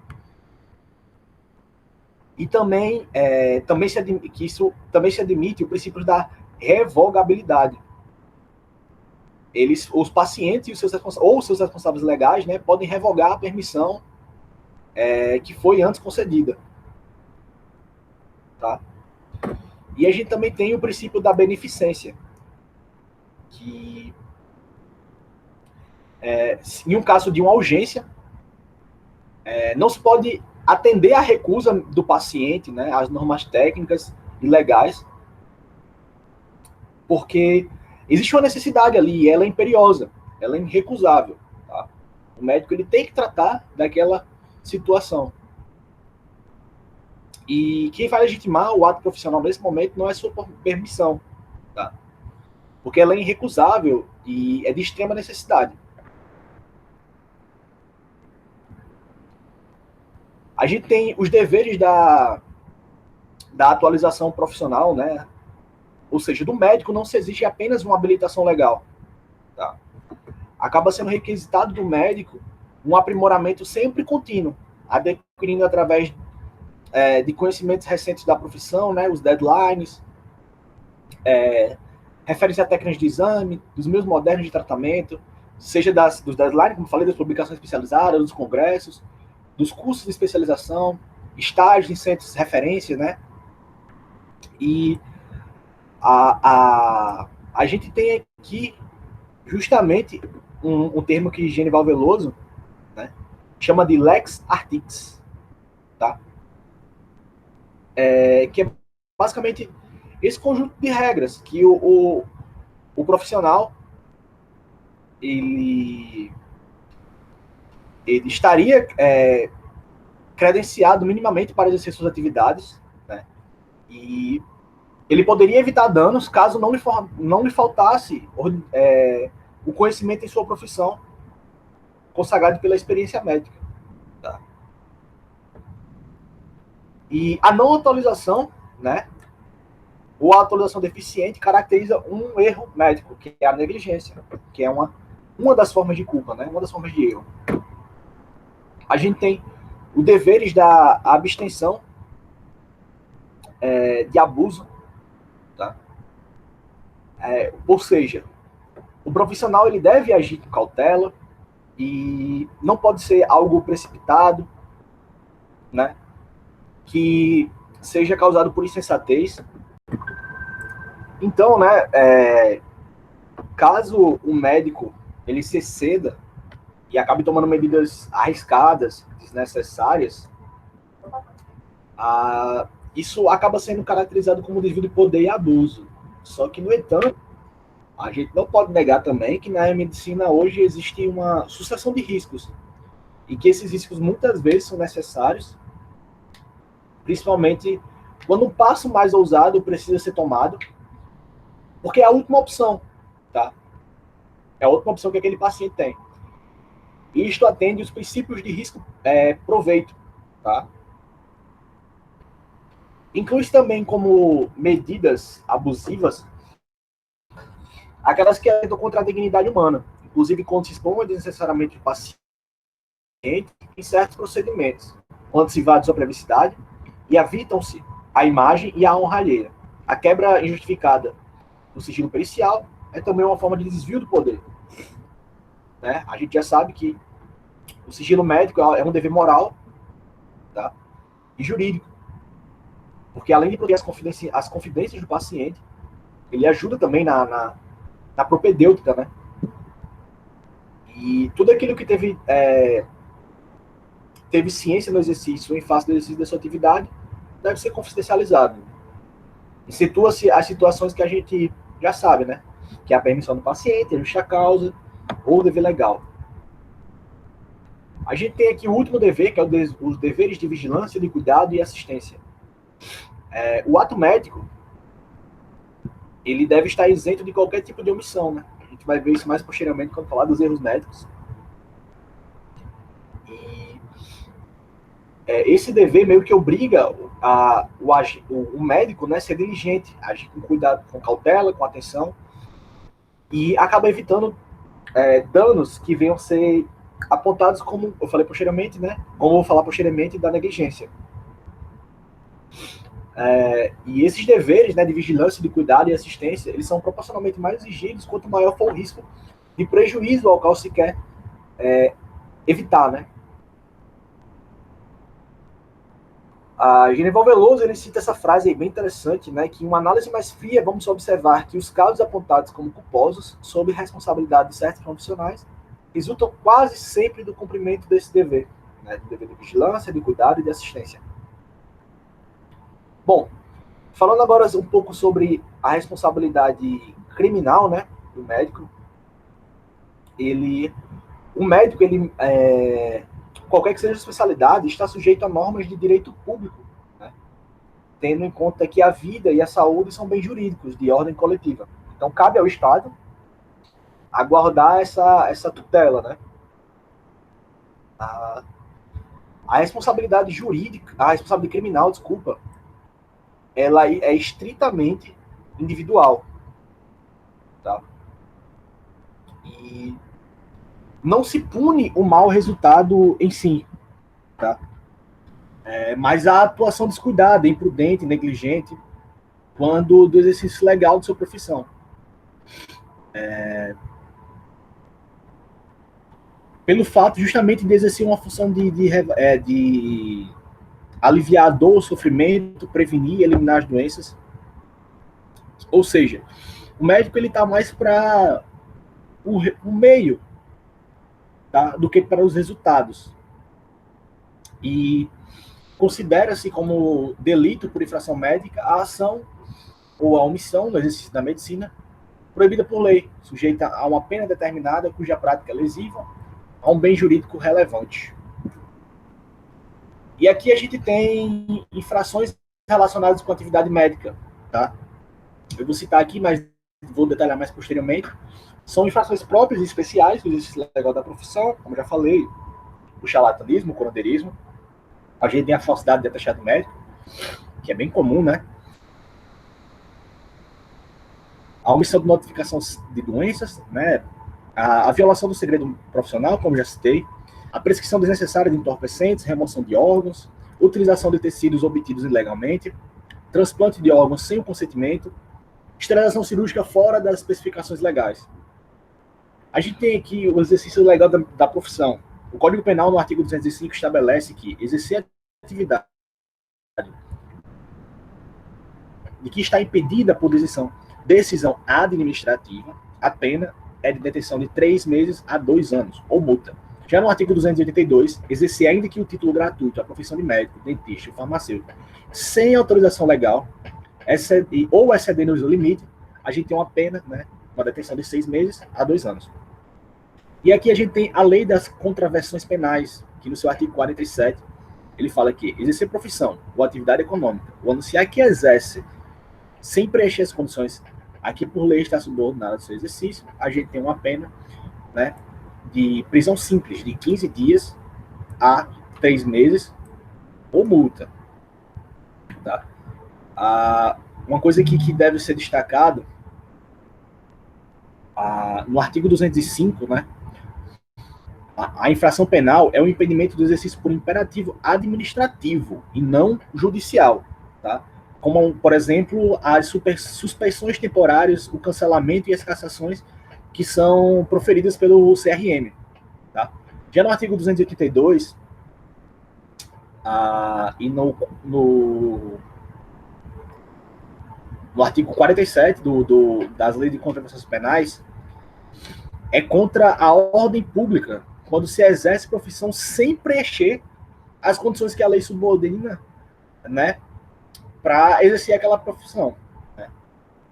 No primeiro caso, é delito praticar por leigos, vamos dizer assim, e no outro, um médico exorbita as suas atividades, ainda que ele seja autorizado a exercer, né, a atividade médica.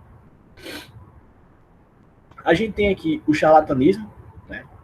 O charlatanismo é previsto no artigo 283 do Código Penal, como inculcar ou anunciar, curar por meio secreto ou infalível. A gente tem uma pena de detenção de 3 meses a 1 ano e multa. Então, esse crime ele é caracterizado pelas pessoas que aconselham, recomendam e ainda divulgam algum tipo de tratamento milagroso, né, secreto, infalível. E o charlatão, ele não necessariamente precisa ser um leigo, ele pode ser sim um médico. O crime de curandeirismo, ele está previsto no artigo 284 do CP, né, que exercer curandeirismo caracteriza como prescrever, ministrando ou aplicando, né, qualquer substância, usando gestos, palavras ou qualquer outro meio, fazendo o diagnóstico, e a pena vem de 6 meses a 2 anos. E caso o crime seja praticado mediante remuneração, o agente fica também sujeito à multa. Na sua maioria, são aquelas pessoas leigas mesmo, são desprovidas de conhecimento médico e que pratica a conduta ilícita, tá? Mas também pode ser o próprio médico fazendo essas condutas ilícitas, né? A gente tem um crime de falsidade de atestado médico, né, que é um crime bem comum, que acaba... a gente tem o artigo 302 do Código Penal, né, que dá ao médico, no exercício da sua profissão, atestado falso, tem uma detenção de 1 mês a 1 ano, parágrafo único. Se o crime é cometido com fim de lucro, aplica-se também uma multa, tá? E essa questão de fim de lucro, Genival Veloso, no seu livro Medicina Legal, ele cita aqueles casos, por exemplo, de corriqueiramente ter pessoas que vão até o tribunal, que não comparecem ao tribunal, por exemplo, porque estão com atestados, falsos atestados comprados, né? A gente tem aqui a omissão da notificação da doença, né?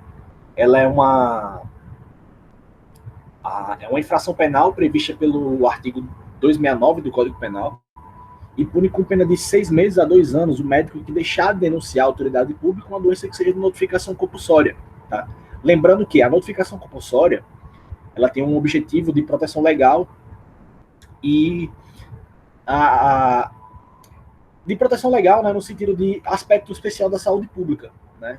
Ou seja, ela trata-se de uma norma de direito público e tem como objetivo assegurar e proteger a sociedade, né, em face às determinadas doenças que podem causar alguma calamidade, caso haja o seu contágio. Uma calamidade, obviamente, de risco de vida, mas também ao sistema de saúde público.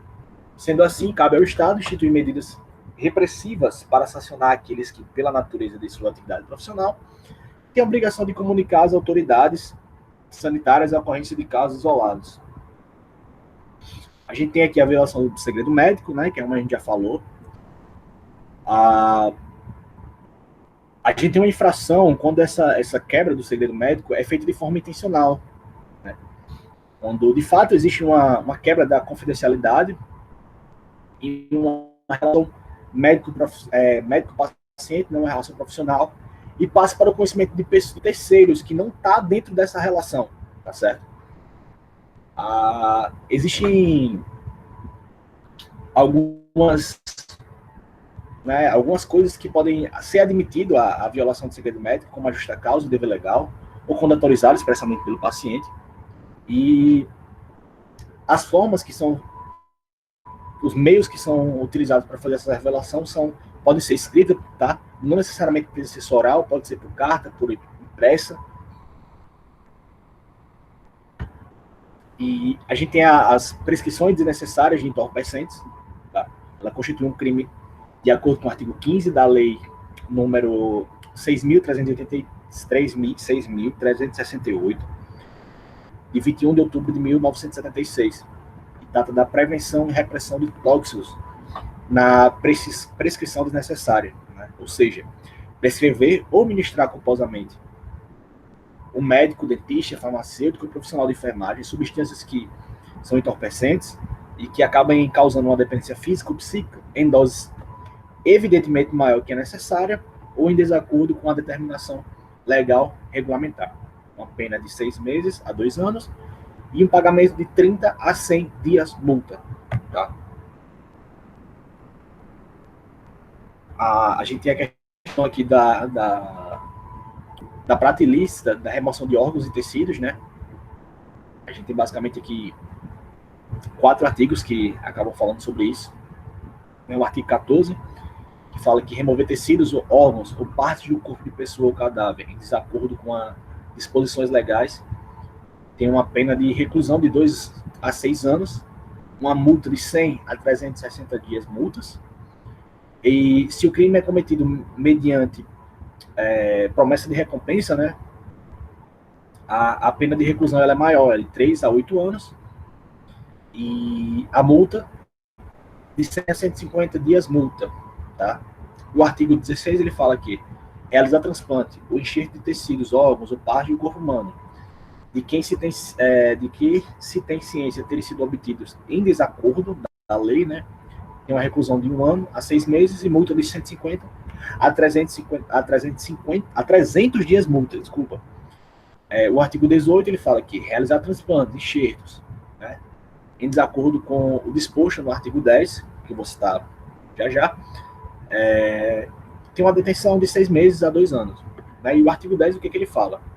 Que os transplantes e o enxerto, ele só se fará com consentimento expresso do preceptor e do seu representante legal, após o aconselhamento, né, aquela questão do dever das informações, do risco dos procedimentos. Né? Esterilização humana. Né?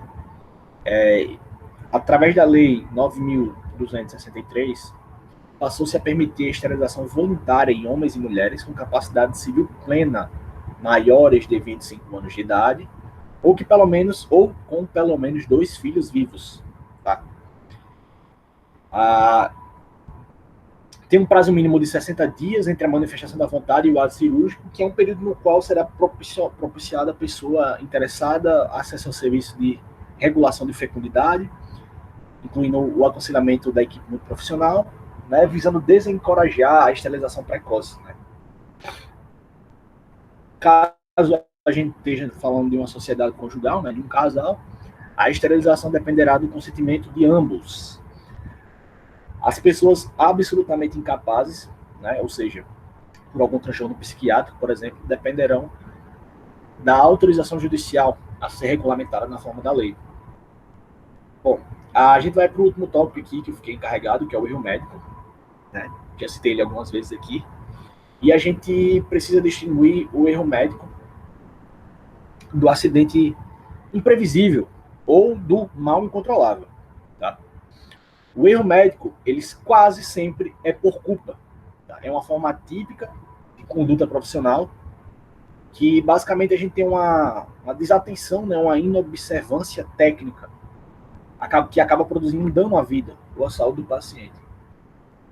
Já no acidente imprevisível, tem um resultado lesivo, só que ele é causado por uma força maior, tá? E acaba levando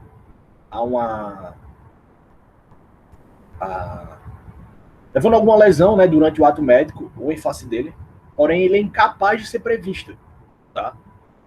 Como, não só pelo autor, mas qualquer outra pessoa, né, no caso, não só pelo médico que está durante o ato médico, mas por qualquer outro profissional que tomasse conta desse ato médico. E o mal incontrolável seria aquele decorrente de uma situação grave de curso inexorável, tá? Ou seja, aquele que o resultado danoso proveniente da sua própria evolução em quais condições atuais da ciência e a capacidade profissional ainda não oferece soluções. Seria basicamente o câncer terminal, tá? Que a gente tem uma condição que a morte, vamos dizer assim, seria a sua própria evolução, né, levando a um resultado danoso que até então não se tem nada que possa se oferecer a não ser os cuidados paliativos. Tá? O erro médico ele pode ser pode ser julgado, né, sob 2 formas de responsabilidade, a legal e a moral. A responsabilidade legal, né, como já se espera, ela é atribuída pelos tribunais, podendo comportar, entre outras, ações civis, penais e administrativas, né? São as 3 esferas do âmbito jurídico.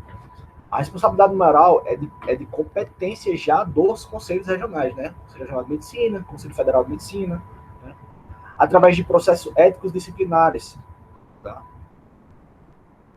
E, como eu já falei, o erro médico ele pode ser de 3 tipos: a imprudência, a negligência ou a imperícia. Nada mais é do que imprudente o médico que age sem cautela necessária. Né? É aquele que faz um ato, uma conduta, caracterizada pela audácia, né? Pela precipitação.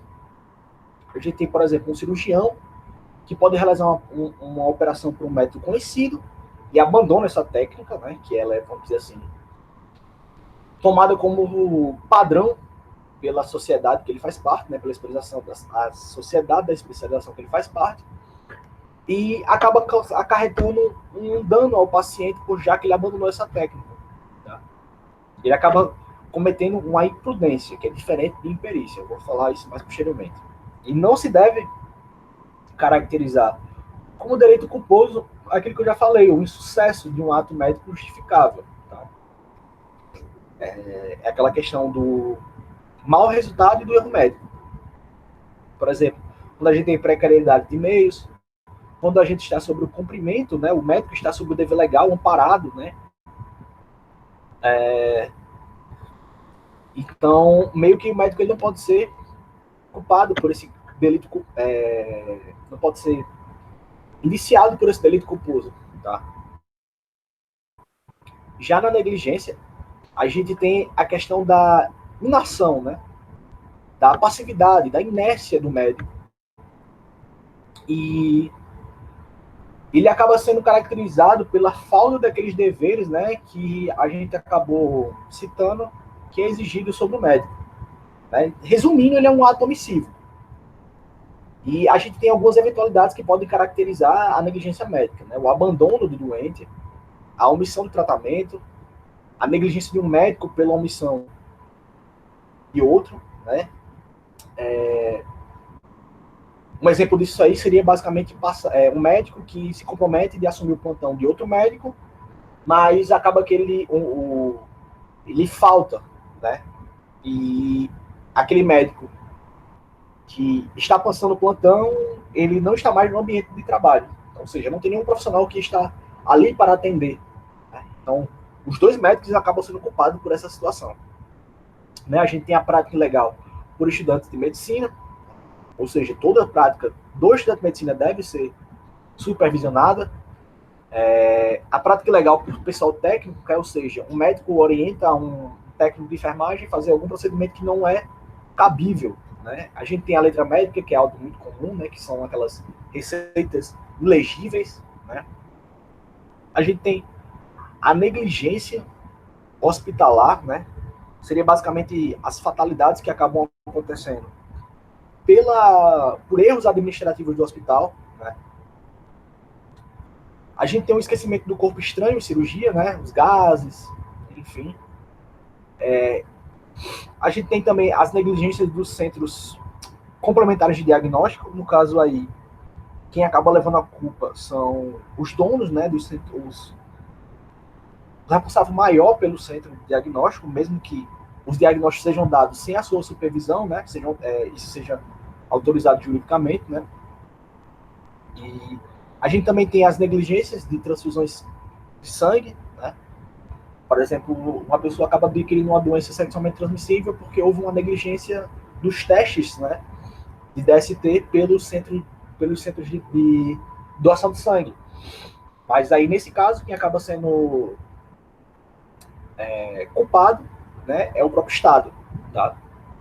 A gente tem também a cirurgia que acaba sendo causada pelo lado errado, né, ou da pessoa errada, caso haja algum problema de informação.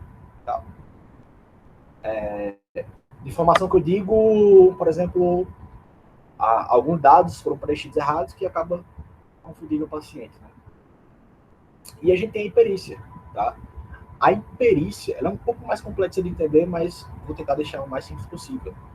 Ela nada mais é do que tipo a falta de capacidade para exercer uma determinada tarefa técnica. Tá? Chama-se ainda de imperícia. Basicamente aquilo que você não tem a habilidade, né, necessária para exercer aquele determinado ofício. Seja por a falta da prática daquela habilidade, ou seja pela ausência dos conhecimentos elementares que são exigidos da profissão. Tá? Não necessariamente a pessoa precisa ser um especialista por acabar fazendo uma sutura errada, vamos dizer assim. Só que a sutura é algo elementar do conhecimento médico durante a sua graduação. Bom, o diagnóstico errado e aquela questão de garantir a recuperação do paciente, né? Ela não pode ser considerada como imperícia. Como eu falei há uns slides atrás, o médico ele não pode ser responsável pelos resultados. Ele pode ser responsável por garantir os meios, né? E será sempre difícil, até certo ponto, né, muito delicado, atribuir um crime de imperícia. Porque o que acontece? Como eu falei, né, a imperícia nada mais é que a carência de aptidão. E a partir do momento que você tem um médico com um certificado, né, um diploma dizendo que ele é médico, a partir do pressuposto que ele tem todas as totais habilidades para lhe conferir, né, o exercício da profissão.